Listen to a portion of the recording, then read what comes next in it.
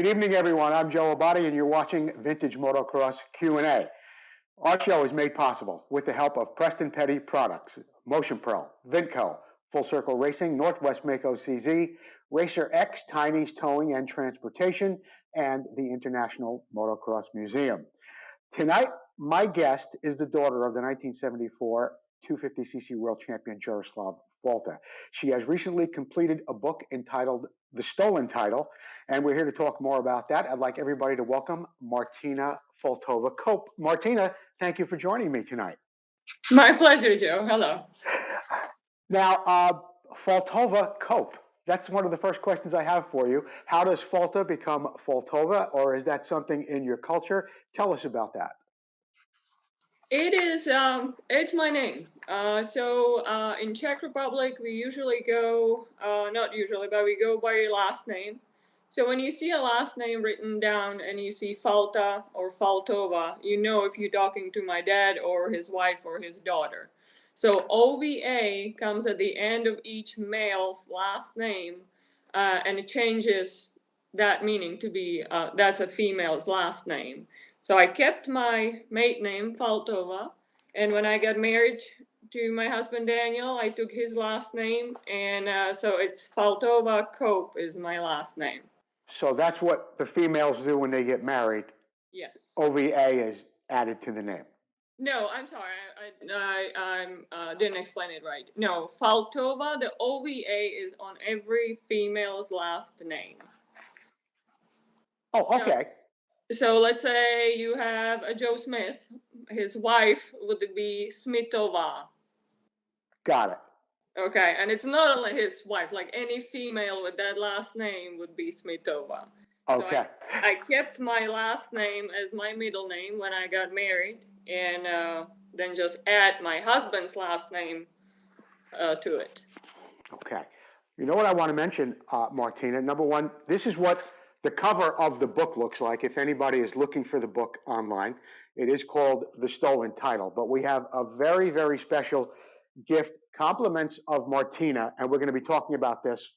Now, we have a random share giveaway every week. People are watching the show, they share it on Facebook, they share it on YouTube, and we usually give away a prize from one of our sponsors like VINTCO or someone like that. But Martina has given us this beautiful poster, and it's pretty big, over 24 inches wide, and it has an original autograph from Jaroslav Falta on it. Martina, how many of these posters exist? I don't think there are many of the big ones like this. That is correct. There are very, very few. So original poster is made by our family friend back in Czech Republic, Petr Trojan, and he takes hours and hours of work. It is a painting, actually. It's not a poster. It's a painting. It's a painting? The first that he does is a painting. And I don't know all the details to it. I know it just takes hours and hours to make. And then he made me 10 of those and print them the size. And I made my dad sign it a few years back. And then he came to see me in, anyways, somehow the posters end up in the U.S. So I have 10 of those in the U.S. One I gave you. 2 of them I already sold out. So there are about 6, I would think, still available. Okay. But well, this is the only one I have. You asked me to give it away on the show, so if people keep sharing the show, and you go back to the Vintage Motocross Q&A page on Thursday, you'll find out who the winner of that trophy was with an original Jaroslav Falta autograph, and there are very, very few. Now, Martina, we are going to talk about the book, but I find your journey fascinating, and I wanted people to know more about you before we get into the book, what your life was like before you moved to America. So I've got some questions for you on that, and then we'll get back to the book and all it took to write that. So now, you were born in Czechoslovakia, but where else did you live in the world before you came to America, and how long did you live in Czechia for? Okay. to live and pay taxes, live only to Czech Republic and U.S. Okay. I have traveled the world thanks to my dad. I have a passion in traveling. I'd love to go see places. But only I lived in the Czech Republic and U.S., about 7 different states in the United States. I traveled from north to south, east and west, and hitchhiked the United States a few times. It was great adventures. Always wanted to learn the language. I was all the way up to Portland, Oregon, to down Southern California. Then I went across to Massachusetts. I spent some time in the DC area. And I settled in North Carolina. Okay.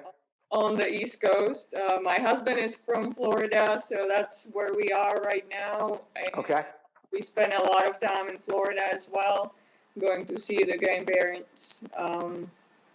But that's about it. Thanks to my father, obviously I got to travel when I was little, all throughout Europe. But traveling wasn't as free and easy as it is these days. Sure. And but thanks to my dad, I was able to with some obstacles. And then after graduation, I wanted a ticket to the United States. That was my graduation present. And my parents delivered. I hopped on the plane and I flew to Southern California, and absolutely fell in love with the country. And in my little 1968 Toyota something, I decided that I want to adventure out and go see the national parks and the beauty of the West Coast. Okay.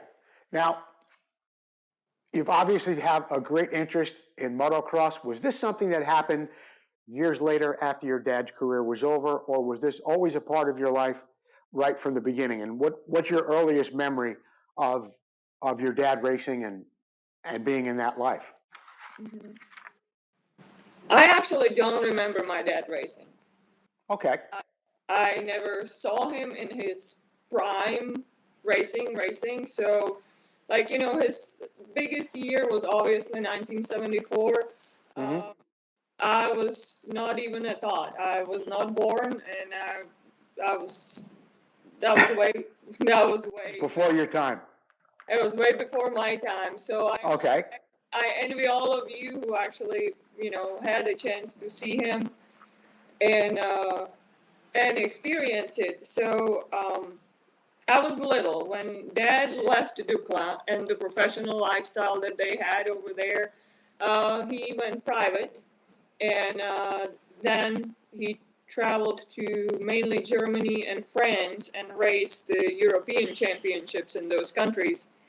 And me as a little kid then was able to go with him if all the paperwork matched and everything was correct. So I was about 4, 5, and 6.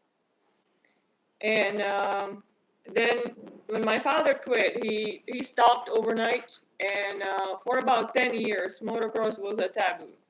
We didn't speak of it. We didn't have bikes. We had, he was just done with it and went through a really kind of dark period of his life. So yeah.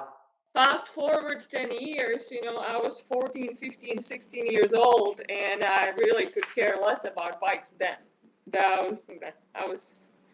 I was chasing boys and trying to stay out of trouble. So.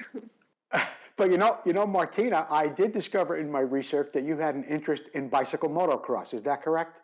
VMX, yeah. VMX, yeah. Now, where did you do that? You did it in Czechia? Yes, yeah. So as I said, motocross, we didn't speak of it. I didn't ask Dad about it or nothing, but there was still, the competition part in you. I think that he wanted something, and he wanted boy first. I have a younger brother who's absolutely amazing, but he is younger. So when I came along, he said, "Well, you are going to do something that's fast," and there were no there were no motorcycles available for little kids then. Okay. And so I got a BMX bike, and we started riding up and down like little kids, up and down the hills and in the woods in our neighborhood. And then somebody asked my dad if he can help design a BMX track in our little town, or if, you know, there are more kids starting to show up on their BMX bicycles, and it was still very organized, and you had your club, and I guess because my dad was in there, a lot of people came in and asked for help and if he can coach them. So he became kind of the center of the whole BMX organization in our little town, and started building tracks. And we established a team when competing, not internationally by any means. Okay. Nothing major, but we did travel the country, and again, there were no classes for girls, so I would compete with the boys. And then around 14, 15, again, I think I lost interest and was focusing more on school and all the other stuff that 15-year-olds do. Mm. Well, you know, speaking about school and you living in what was a communist country at that point, what is a day like for kids going to school? I mean, when does it start? Tell us a little bit more about that. Okay. In other words, is an average day. You just get up 8 o'clock, go to school, you get home at 3. Is there a school bus? What is that like? Pretty much. So we live outside. My parents built a house outside of Prague in a little dinky little town where we walk to school. You know, Okay. Rain or shine, you put your backpack on and you go to school. And then higher level, like 5th and up, you would go to a bus stop, but it's a regular public bus stop or train stop. Hop on the train, go 2 or 3 stops, one direction, and then go to school there. When I moved out for college, it was quite early. I think I was about 14 years old, and I did not want to commute to Prague because you don't have your like here, you don't have your yellow bus to hop on that will stop in front of your house and pick you up and just take you in front of your school. You actually have to commute with everybody else who are commuting to work. And from our little town, you get maybe 1 bus in the morning and 1 or 2 in the afternoon. So if you miss it, you miss pretty much the whole day of school. So it took a long time if I was going to commute from home to Prague. So I moved to capital, to Prague, to live there and go to school. And I spent 4-5 years there. Okay. I major in economics and business and trade.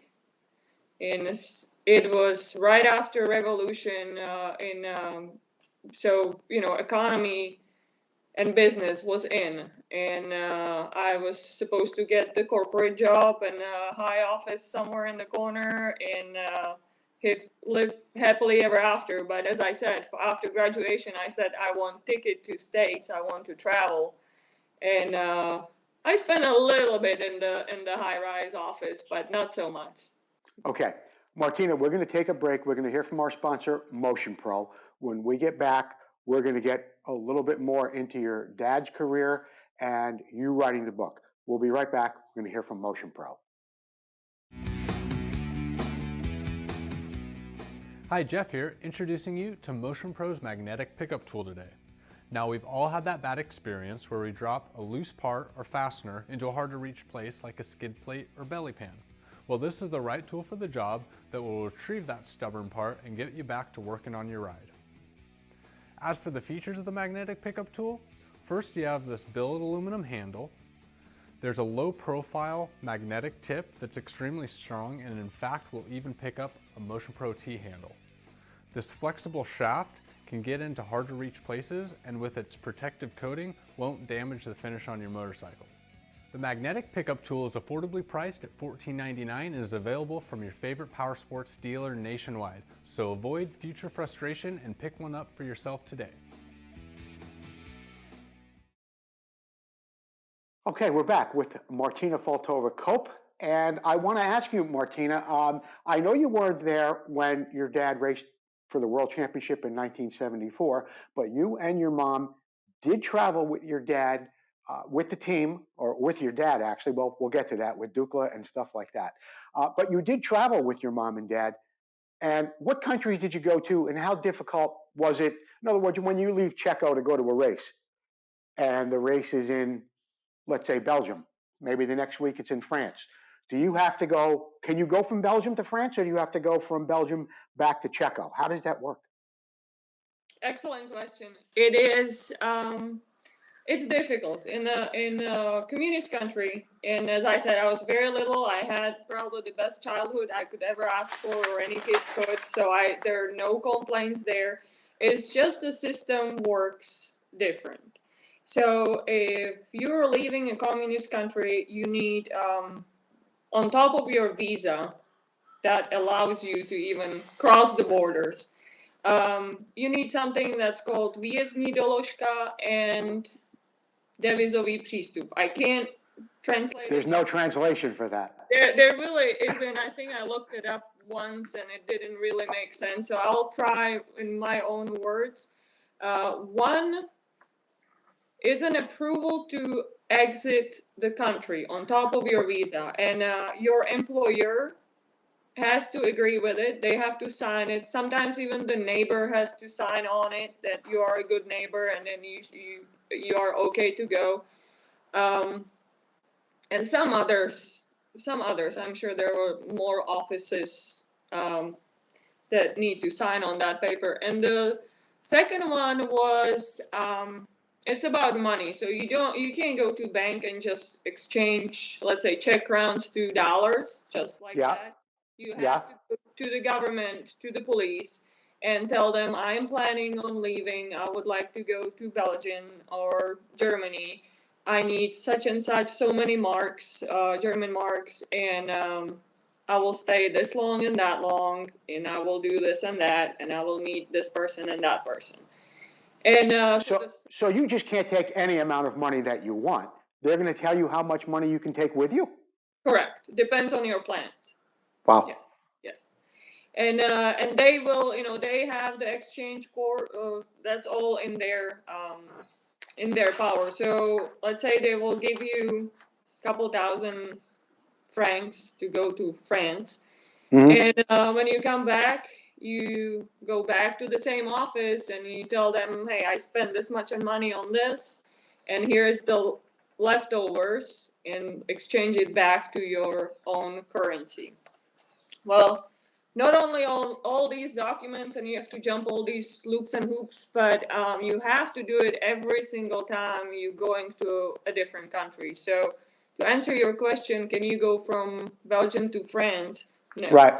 You have to come back, tell them what you have done in Belgium and why, and then you're trying to travel again to France. So exchange that money and get some money to go to France and do all that. And you can travel with your family. So okay. If my dad wanted to go and race, then as a privateer, he would file all these documents and paperwork.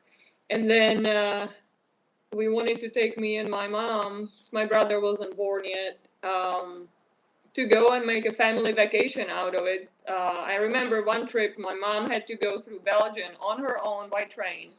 And I was pretty much smuggled in a pile of tires in the back with all the equipment going through borders. It was fun. It was. I don't know. I love it because it's a story that people don't know and people find it fascinating.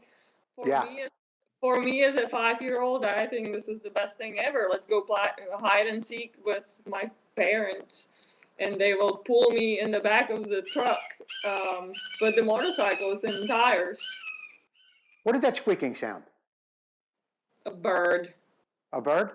Yeah, I think a bird Okay. flew by. Okay. You're in Florida at this time, correct? Yes, yes. Okay. So it's fun for you as a kid, and you're going from race to race. How many places did you get to go? How many countries did you said you were, what, 5 years old at that time? 5, 6 years So old. how many places did you get to go, and how long did that last? Mainly to Germany and France. And we spent a little bit in Belgium, but my dad, when he went private, after he left Dukla, he raced on his own, and mainly in France. And we made it into a family vacation, so we'd go and spend like a month, 2 months in southern France, and like Saint-Tropez and that area, while he would go take off, go race, and then come back and meet us somewhere. Or we would go, me and my mom would go with him, and just travel like that, mainly in France and Germany. But the France I remember the most because I was little and they let me run free. I would get lost in the pits, and people knew it's like, oh, that's little Martina, and they would bring you back to the truck and try to strike a conversation with Dad, but he didn't speak much of any language, even his own. Sure. He was a very quiet man. Okay. Now, you just mentioned a word that a lot of people have probably read in their time, and I'm willing to bet that a lot of them don't really know what it is and what it means. Dukla. That is the team that the government puts together for the motocross racers. Actually, Dukla is for people that are involved in sports and then wind up having to be trained by the government. Is that how it works? Is that what Dukla actually is? Yeah. In a nutshell, it is. So it is government controlled. Again, going back to the communist country or communist regime, everything is controlled by the government, and they have a say in everything. And for them, they want their athletes, they want their people to represent the country. So military is mandatory. Military service is mandatory and every young man around their age, 18 and 19, 20, excuse me, they're in their prime. They're the best in what they do. Right. So the government recruits and Dukla recruits, they would walk around these sporting events and pick the best out of the best and try to sell them. It's like, you're going to army anyway, why don't you go here and join the Dukla team in this country, in this town? So every big town that has a military base would have a Dukla. It does not need to be for motorsports, but I'm sorry. Apologize. That's okay. But they're Dukla for almost anything. They're swimmers, short track, fast track. They're wrestlers, boxers, skiers. I remember my brother went to Dukla, and he wasn't in the motorcycle Dukla, where my dad was. His was mixed. And he said, we had kids who were, big around as your pinky. And then we had somebody who could be a football player. And then we had all these activities and trainings together. It was quite entertaining to have, you have a jockey. Okay. So let me ask you this. Your dad then is in Dukla. He's going to be part of this motocross team. Is that where he first met Velki, Cherevi, and the rest of the Dukla team? Is that where he first met them? Absolutely. It is. Yes. And also, I wanted to bring, in my research, what I learned was that although your dad or Cherevi or whoever it may have been a fabulous motocross racer in their country, and now they're on this Dukla team, it's not like one day they sign up, they get a contract, and they're riding motorcycles. They actually have to enlist in the Army. Correct. So how long does that go on for before you get to enjoy going to race motocross? You go in, so as I said, the recruits go and let's say when they found my father, they were looking for his brother. My dad's brother, and my dad would tell you that too. He was the faster, the better, the more talented one. But he was sick. He had something wrong with his inner ear, something that year. And so when the recruits came on the track and he was sick, he could not enroll in the army. They said, well, who is that guy? Can we take him? But my father was not of age to enroll in the army program. So somebody made it happen.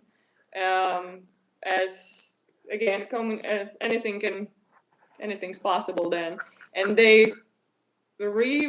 I don't think they did rewrite his birth certificate, but they just add a year to his age somewhere on the right documents, and he was able to join the army team a year early, and that gave him a huge kickstart and just shoot him up into his career. And then later on, Zdenek Velký was a year younger, so he came after him, and that's how they all met in Dukla, Praha, in that team. At that time.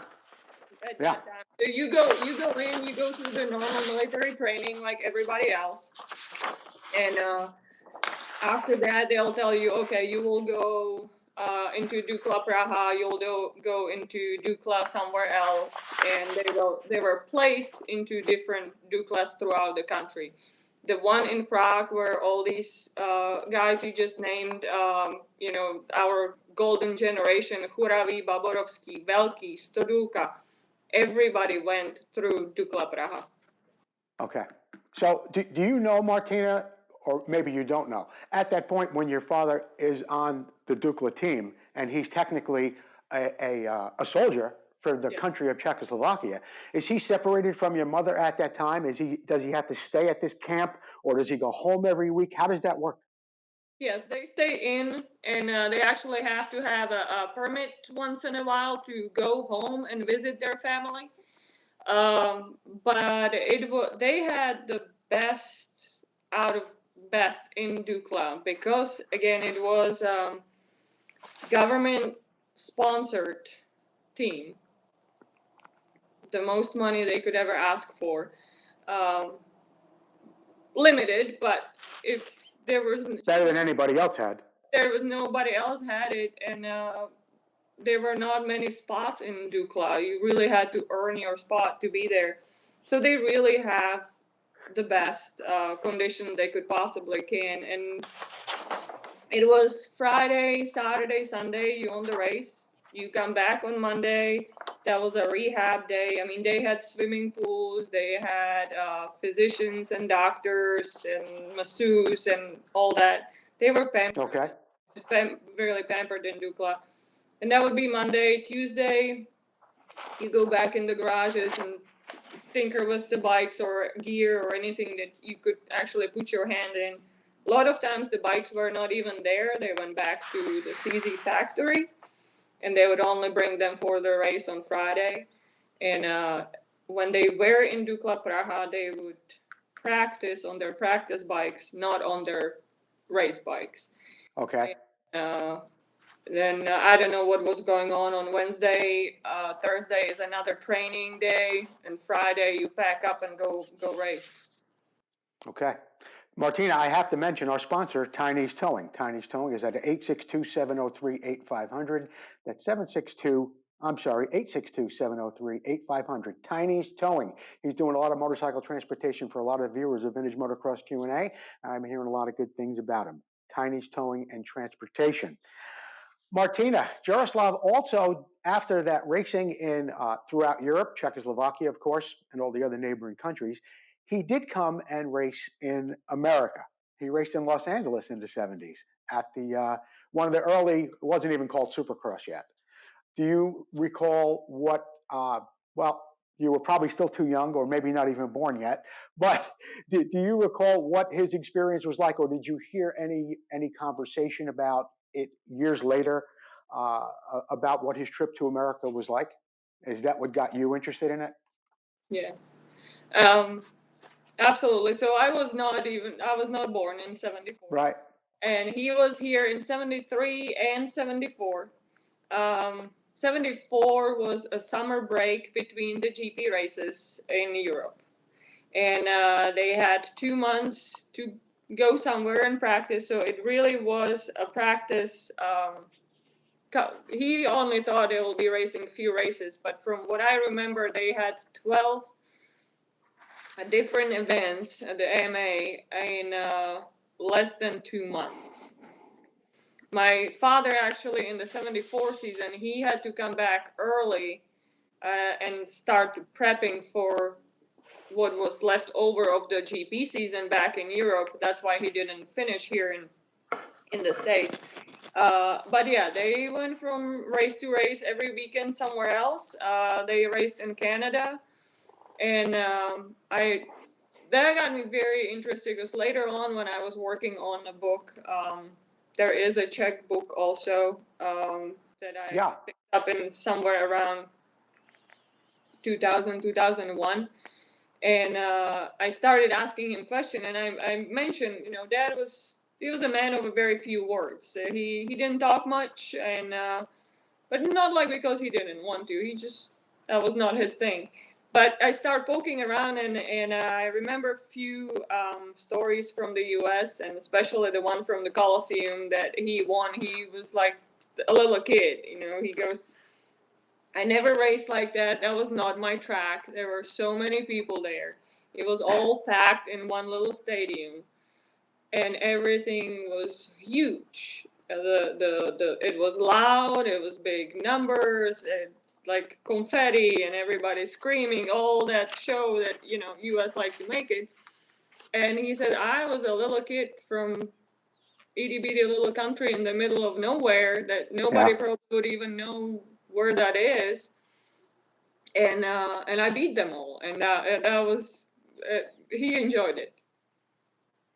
Okay, now that we've established you growing up in Czechia, and you, of course, hearing so many stories and getting all this information to finally put this book together, when did you decide that you wanted to write a book? Because this couldn't have happened like in just 1 year. I'm sure it didn't. So how far back, or when did you begin to say, that's it, I have to write a book about my dad? Well, I thought you never ask. Here it is. Yeah. And so back in 2001. So there is a book in Czech Republic called Ukradený titul, that Ivo Helikar, which is my father's coach's son, wrote. And but it's only written for the Czech audience, only for people who understand the times, the communist regime, and what was going on there. And Ivo actually wrote it after his father, so my father's coach, passed away, as something that he felt like he owes it to him. Okay. We were not able to talk about the story openly in press, in magazines, and newspaper, on TV, as you just don't talk against your government if you don't want to be in trouble. And but after what kind of trouble could you get into? Back then, I mean, it could be serious. You'll go to jail. There are stories where people were never found. I don't know. I don't have a personal experience with that, but I heard. Well, that's good. I have heard stories that it's no fun. Okay. And so he wrote the book, and then it was gone, and really quickly, and people still wanted more. So I was helping with the second edition in 2001, and that was after my few trips to US, and I've learned that people in the US know him, and they ask about my dad, they ask about his story, and that kind of gave me an idea about to write it in English. And so I started. I thought I can speak and write, but if you ever got an email from me, you know that is not true. And So I would go ahead and translate, word by word, the Czech version of it, and then add my few little things into it, and thinking I'm good. Well, 5-6 years go by, and life happens, and I get busy. It was never a priority, but I've been sitting on this for, it's embarrassing to say, but for about 22 years. Yeah, well, from 22 years, sure. Yeah, and all that information and all the things that you remembered even before that, and all the stories that were shared in your home, I'm sure, all begin to build up, and it makes for a very, very interesting book. Martina, I want to know is how much time did your dad spend with you, telling you stories and sharing memories with you for this book? Almost none. That's not a lot. I know it was awful. Getting a word out of that man was a challenge. But So, okay, so then how are all the blanks filled in? I mean, a lot of other people must have been involved to get the book to where it is today. So, who are some of the other people that helped you along the way?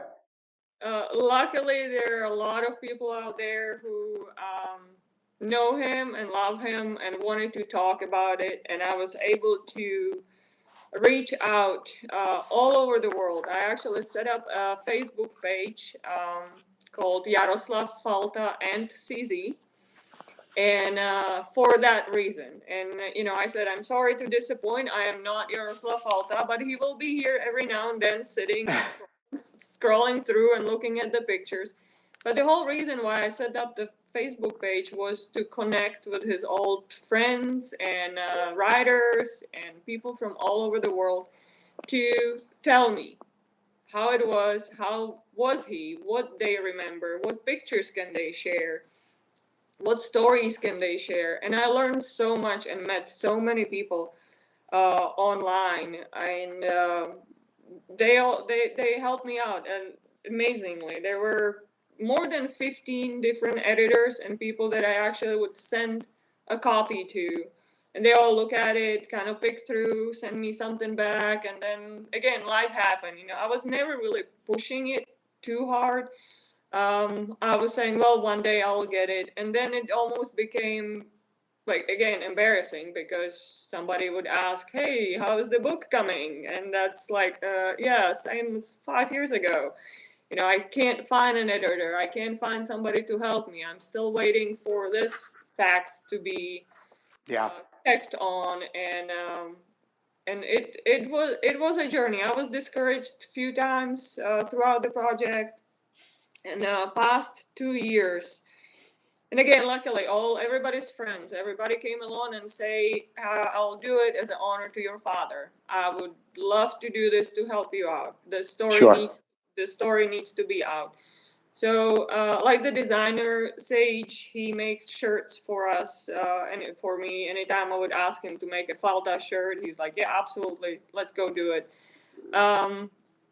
Editors in Australia, in England, in the US, but they just never finish it. And I was lucky enough that the last one, named Gary Tippings, in England, he came along about 2 years ago, and he said, I will do it as an honor to your dad. And of course, Gary, if you hear this, you know that I said, another one. And now it's Gary Tippings, and actually, I do want to have him on the show at some point. So if Gary is watching this, he could either contact me or I'll contact him. But I do want to have Gary on the show at a separate time as well, Martina, because well, you and I have talked about all he did contribute and all he's done, and I read some things on Gary. So I do want to meet him, and I do want to have him on the show. But how did you actually meet him? Was it through Facebook? That would be amazing. He is somebody to talk to. He's a great guy. Yes, on Facebook he reached out and he said, somehow, somewhere, is there a story? I know you've been working on it, and I would like to give it a shot. And that's how we started. And I would go and translate chapter 1 add all my research from all the 20 years that I've been sitting on it, send it to him, and he'll send me a chapter. And I'm also, another reason why is it taking so long, I'm slightly a control freak, so I would control almost every single word that goes in it. And he really got me. He really knew what I was trying to say and not say, and how I want the book to sound. And he would come, every Monday at 9 o'clock in the morning on my time here on the East Coast, whatever that is in England. He would pop up on my screen, and we would chat, and he had some additional questions, some additional research that I would go. And we talked for about an hour and a half every week, and then he left me with my homework, and I went to my people, research more what he needed to know, and we really did chapter by chapter for about a year and a half. He didn't let me slack. He was on the call every good. Because I like to go in hiding every now and then and disappear, but he really was on it and made me finish it. Thanks to Gary, the book is out. Okay.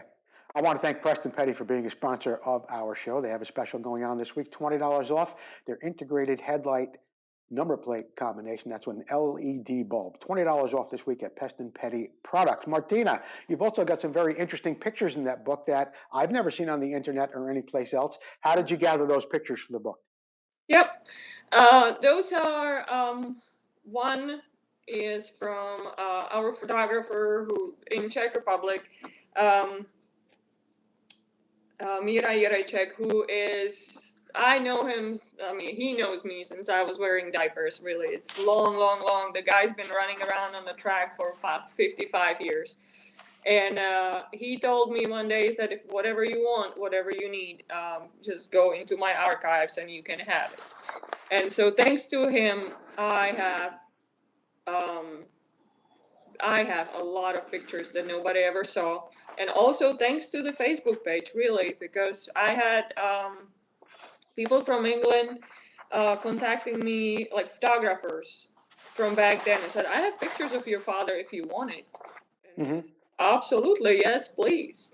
So they would send them and share it with me. And then people like who were there as a fan that day on their little Kodak pictures, and they would just send me those. So my archives, or father's archives, have thousands and thousands of pictures now, thanks to the internet. And yes, there are some really neat pictures in the book where nobody ever seen before, and they're special to me. Okay, Martina, we are going to take a hard break here. We're going to hear from our sponsor, VINTCO. We'll be right back with more of Martina Faltova-Cope. VINTCO, who already has a full line of vintage parts, now has air shocks that are an exact duplicate of the original air shocks so popular in the late 70s. So whether you're looking to build a full racer or museum showpiece, these shocks will give you that incredible 70s look and improve your bike's performance. These new air shocks are fully rebuildable with VINTCO rebuild kits, and all shocks are hand assembled in the USA with all new components. Every component is brand new. Just like the originals, our air shocks are adjustable with 2 chambers, high and low pressure, giving you tremendous flexibility for settings of your bike suspension. The VINTCO air shocks come fully assembled and ready for installation. Just add air or nitrogen. The kits include the manual and spacers. Visit VINTCO.com to check out the air shocks and all that VINTCO has to offer to help you get back on track and to keep that ride going.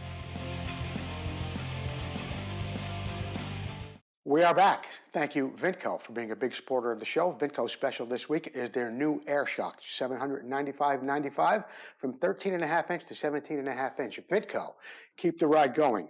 Martina, we were talking about all the wonderful pictures that you had in your book and how they came from all different people from all over the world. And now the book is together and you have a copy of it. And don't forget, keep sharing the show. We're going to be giving away a beautiful poster. This one, original autograph from Jaroslav Falta, so keep sharing the show. What I want to know now, Martina, is where can people buy the book? Where will you be at different events selling the book? Tell us what's going on as far as distribution. Yes. So here it is. This is the one and only right now in the U.S. Everything is pushing through the printer as we speak in Michigan. And Okay. I will have it in North Carolina next week. That's what they promised me. But it is done, and it's out there. I have, again, this is, as I said, I like to be in control and hate to let things go. This is a very important story to me and very personal. So I took it on from A to Z. I set up a Facebook page to get the information for the book, but a website called faltabook.com. And it's an online retail, so you can go there, you can put your book in the little basket, and it will calculate your shipping all over the world, and the order will come to me, and I'll go get the book, put it in the envelope, and mail it to you. I do all the distribution for the first batch of books that are coming this week. How many books do you think you're going to have printed? Well, we'll see. I'm hoping at least 10,000. Okay. And you'll be shipping the first, how many? Yourself, the first 1,000 or all of them? How many will you be shipping yourself? Well, at least 5,000. Okay. The first 5,000 I will do myself. So if you are, and I've been getting that, I'm very humbled and honored at the same time. People would ask me, could you autograph that book? I'm like, yeah. Why do you want my autograph, please? But yes, you can. So the first batch, when you order the book, there is a little note saying there is a space for notes, and just send me a note. If you want it autographed, I will be happy to do that for you. Now, your dad passed away. Got a little problem with my microphone here. Hang on. Your dad passed away sadly in March. How close were you to having the book completed? And was he able to know that it was going to be completed before he passed away? Yeah, and I think he actually believed this time it will happen. As I mentioned before, I had so many try and errors that I almost stopped talking about it, but he knew that the past year I was really on it, because I would send my mom a million emails going, hey mom, can you ask dad? Hey mom, ask dad. Hey mom, call dad. And trying to get words out of him. And so he knew that this time I am very close, and the book was about a month before being completed and put it in the right PDF format and send it to a printer. And when my dad passed, so he didn't see the final project, but but he knew it was going to be completed. Yeah. A lot of people loved your dad, as we just mentioned, Martina, and after his passing, there was a memorial race. Tell us about that. That was amazing. So I live in the United States. I live in North Carolina, and when my dad passed, the world stopped for me. So I hopped less than 10 hours. I was on the plane on the way home, and dealing with all that. Antonin Baborovsky, actually my father's teammate from Dukla.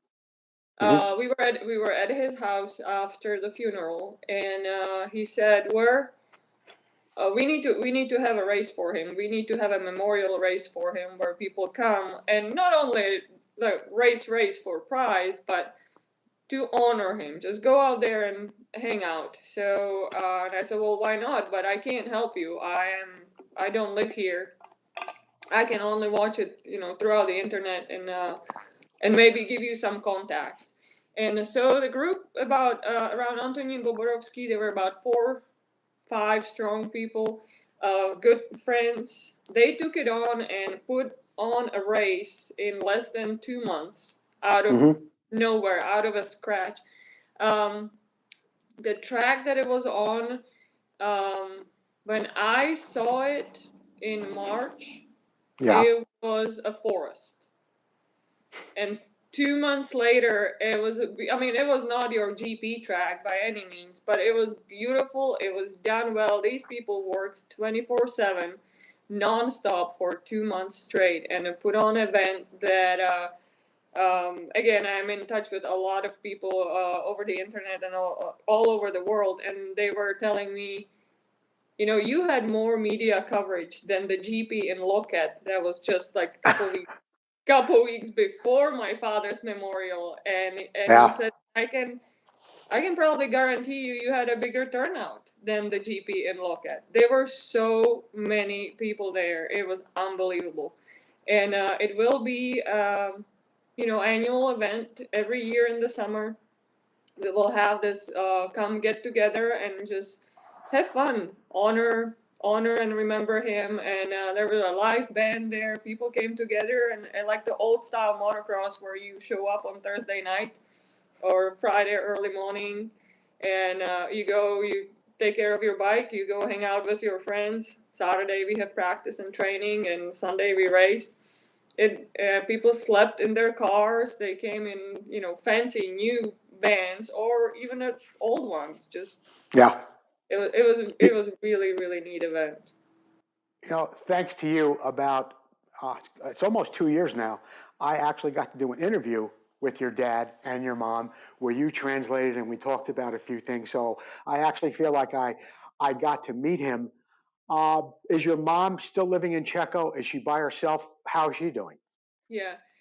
My mom is amazing. She is at home by herself in the house that we grew up, and she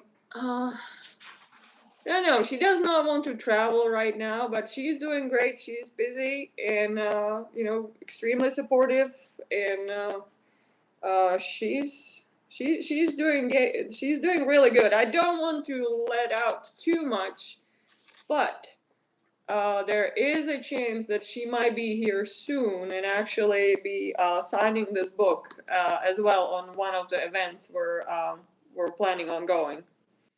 Oh, really? Yep. Okay. So I won't say too much. Well, yeah, you kind of caught me off guard there for a minute, Martina, and I'm going to save my next question for a couple of minutes from now to let the topic of your mom being here in America cool off. So in the meantime, I want to thank Full Circle Racing for being a sponsor of the show. Be sure to see my friend Tom McAllister at Full Circle Racing, whether it's on-road, off-road, vintage, whatever it might be, spokes, nipples, lacing, and truing. Be sure to get a hold of Tom McAllister at Full Circle Racing. How many children do you have, Martina, and how old are they? I have one and done. I'm not greedy. 10-year-old daughter. And it's me and my husband, we agreed on the fact that his family is in Florida. Mine is all the way over there. And so not having grandparents nearby or any relatives, Yeah. it's hard to raise a child. And it's not like, hey, go see grandma on the weekend, or, why don't you spend the night at grandma's? It's not that easy. So I have one 10-year-old beautiful little thing.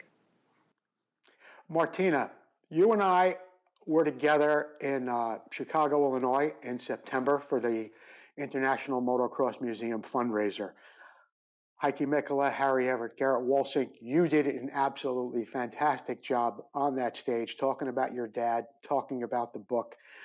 But standing away from the group, when we weren't actually at the fundraiser, but we were at Terry Good's house, standing back and watching you and Garrett Wolsink, Heikki Mikkola, I saw a very, very special relationship with you and Harry Everett. Tell me more about that. Oh, Papa Harry. I do have a special relationship with Papa Harry, that's for sure. And so going back to the Chicago event, that was something else. I was really on the fence if I'm going or not. I spoke to Terry many times before, and I said, I'm not going if I don't have the book. And I did not have the book.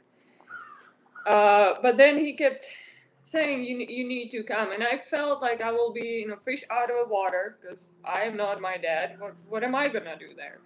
And but I was extremely pleasantly surprised because when I show up there at Terry's house, I'm sorry, Harry Evers, he like jumped off his seat and gave me this old bear hug. Yeah. And gave me a huge hug, and we cried together. And he has definitely a special place in my heart.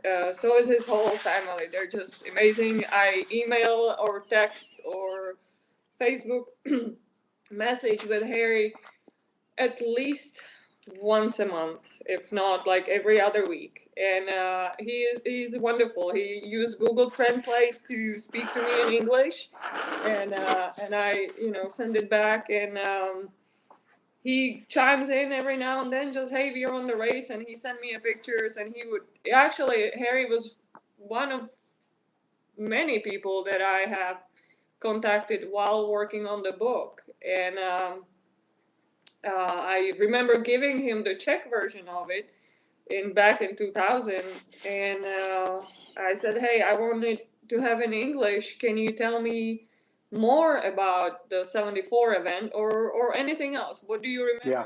Would you like to have a page in there? Tell me what you think. And he came back like, I don't speak very good English, and what do you want? Kind of like very polite, but I don't think you want me in the book or anything. But funny story with Harry is, so on that picture that is the cover of the book, right here. Yeah. That is, there we go. That is 1974 when he won the second moto of the World Championship in Switzerland. And he turned on the picture, he see the checkered flag behind him. You can see the ripped shoulder on his right shoulder. That's when they knocked him out and ran him over. Yes. So the jersey is ripped, but what he is looking for there in that picture is actually Harry. It's Harry Evers. And the story goes that, the story from my dad, and I asked Harry the same thing in Chicago, and he was funny. I'll get to it. So the story is that after, whatever happened on the track on that day on the race, Dad was coming up and he was second behind Harry. And when Harry turned around and saw it's him, my dad said he pulled over and let me go. He let him pass because he knew that Harry would not on points make the World Championship title that year. Right. And so my father was actually looking back in this picture. He's looking back to say thank you, to shake his hand and say thank you, and kind of like recollect what just happened. And I asked Harry Evers the same question, and he came back and he said, "Oh no, we didn't give each other an inch on the track.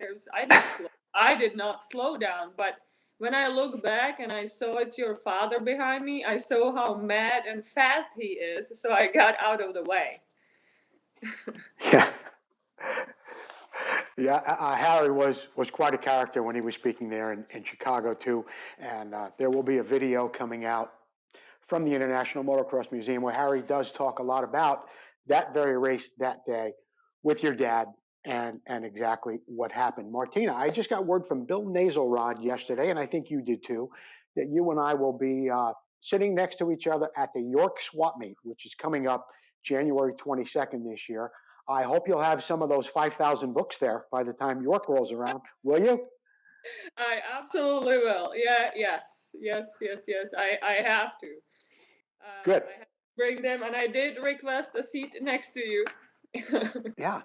And same as I have requested to sit with Harry in Chicago, because I said, I don't know anybody here. I'll be like fish out of water. Sit me somewhere with somebody that I know. And, Yeah. And luckily, it was the whole Evers gang out there, and we had a wonderful time. That was an amazing event, and It really was. Thank you for it really was.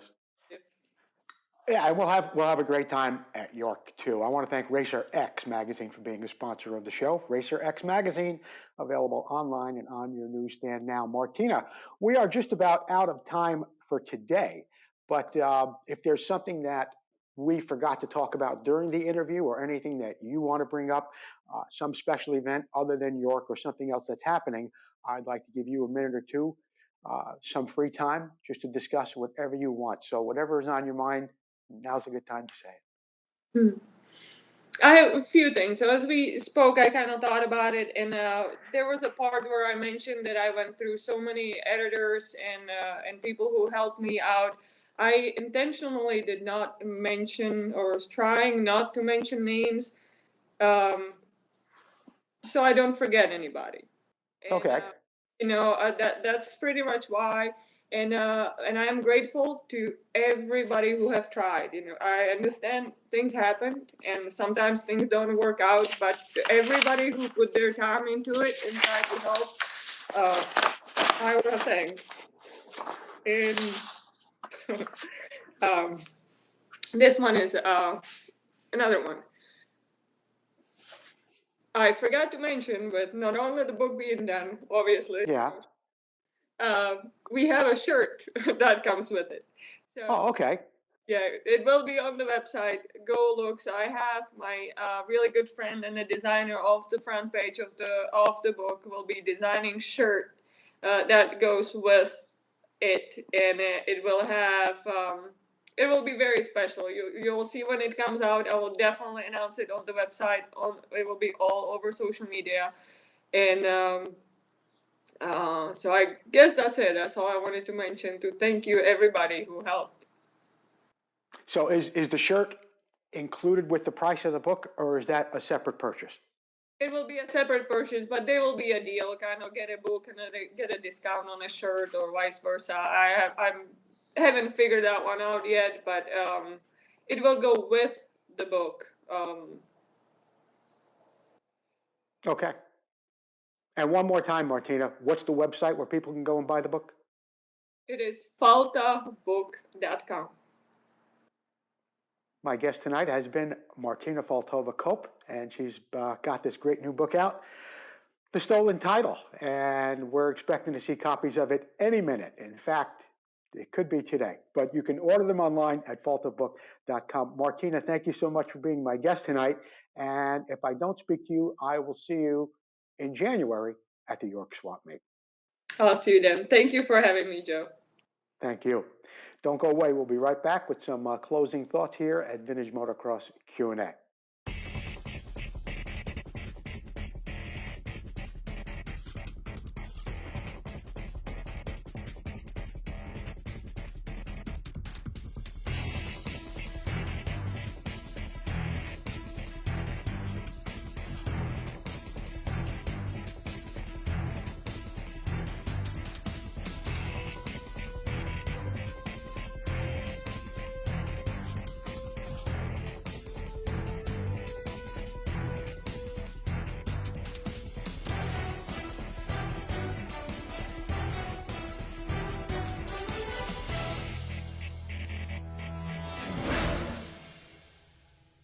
Okay, that wraps it up for our interview with Martina Faltova Cope.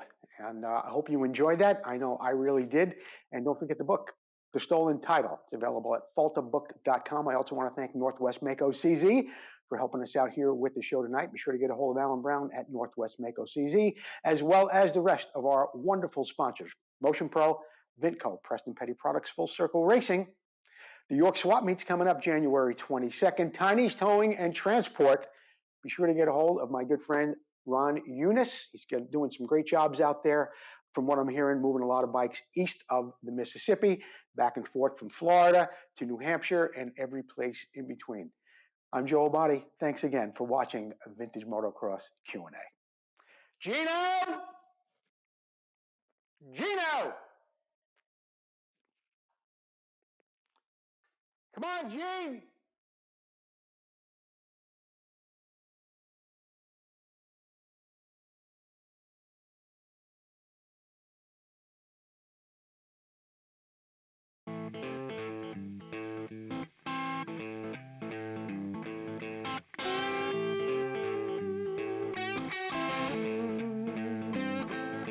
Bye.